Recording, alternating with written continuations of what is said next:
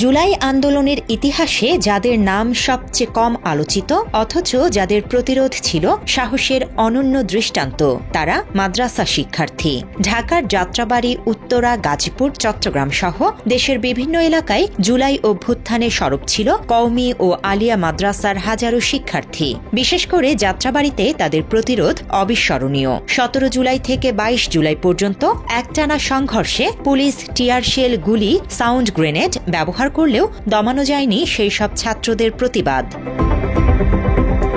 রাজধানী জুড়ে তখন থমথমে উত্তেজনা, রেল, নৌপথ বিচ্ছিন্ন, দেশ জুড়ে অচলাবস্থা। আর ঠিক তখনই যাত্রাবাড়ির এই রাজপথে গড়ে ওঠে এক অবিস্মরণীয় প্রতিরোধ। সাদা জোব্বা পরা শিশুরাও এখানে হয়ে ওঠে লড়াকু সৈনিক।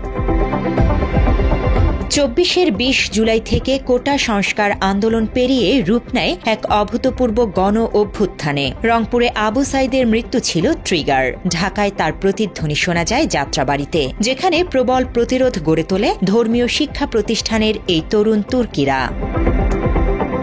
মাত্র ৩০% টাকায় জমির মালিক হয়ে নতুন বাংলাদেশের গড়ে তোলার স্বপ্ন দেখা বাংলা বসতি।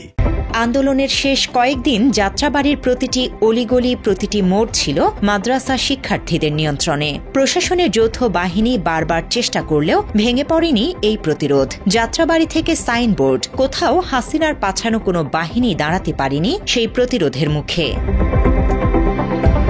এসব শিক্ষার্থীদের ছিল না আধুনিক নিরাপত্তা সরঞ্জাম, ছিল না রাজনৈতিক ছত্রছায়া, ছিল শুধু একটি বিশ্বাস, বৈষম্যহীন একটি রাষ্ট্র গড়ার আকাঙ্ক্ষা। আগস্টের শুরুতে যখন ঢাকা বিচ্ছিন্ন হয়ে পড়ে গোটা দেশ থেকে, তখন যাত্রাবাড়ি হয়ে গণভবনের দিকে ছুটে যাওয়া হাজারো মানুষের পথ করে দেন এই মাদ্রাসা শিক্ষার্থীরাই। তরুণ আলেম প্রজন্ম নামে একটি সংগঠনের তথ্য বলছে, আন্দোলনের পুরো সময় জুড়ে ৭৭ জন মাদ্রাসা শিক্ষার্থী শহীদ হয়েছেন। এদের মধ্যে ১৬ জনই শিশু, রয়েছেন মাদ্রাসা শিক্ষকও। জুলাই গণ অভ্যুত্থানে দেশের আলেম সমাজের এই প্রতিদানকে মর্যাদা দিতে সরকারিভাবে ২১ জুলাইকে মাদ্রাসা রেজিস্ট্যান্স ডে ঘোষণা করা হয়েছে। প্রথমবারের মতো দেশব্যাপী নানা আয়োজনে পালিত হয়েছে দিবসটি।